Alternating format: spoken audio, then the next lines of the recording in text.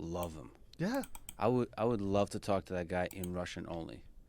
I bet he would do it. You could have Yeah. like a subtitled version on YouTube.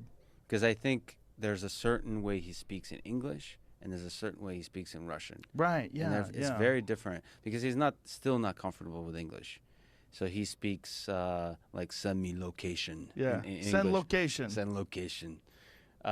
Which is which is nice for intimidation, but it's a different thing. It's a different thing. In Russian, you could be more poetic. Yeah. You can be deeper. You can be more emotional. Like he doesn't actually know how to be real and emotional in English yet. So it's because I have the same kind of leap you have to take to be able to be open to the full human experience in another language. It's weird how you need to know the language well in order to experience the world in that language. If you had to make a judgment between the two languages, which language do you think allows you to express yourself more eloquently? So 100% Russian is... now, I'm biased a little bit, but I think Russian is a language that is more effective at communicating feeling, emotion, suffering. The way the language has evolved, because it went through the 20th century, through the wars, through the atrocities, through all of that, I think there's something to that where the language carries the burden of the people, the suffering of the people with it. Like the American. He might be right, considering it takes him 2 hours to get his message across in English. And I would say American language is much more simplistic, so you can't fuck with the words as much. The way the Russian language works, you can adjust the words to completely change the meaning.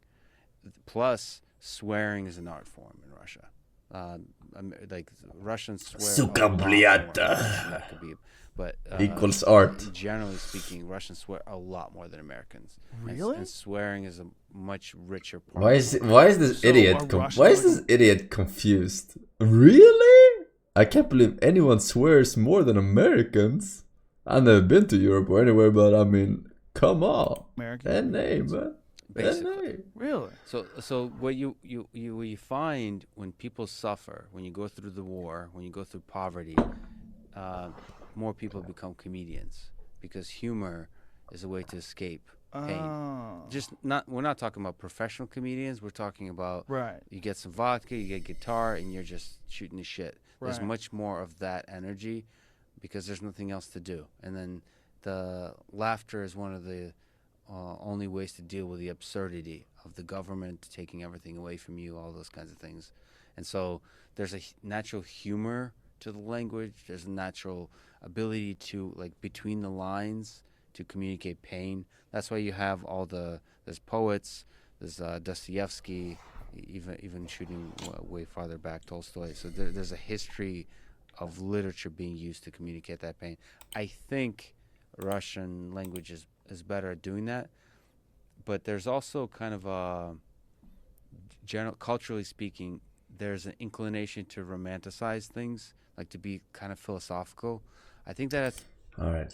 Yeah, I mean, I'm not surprised. I'm surprised that people don't know.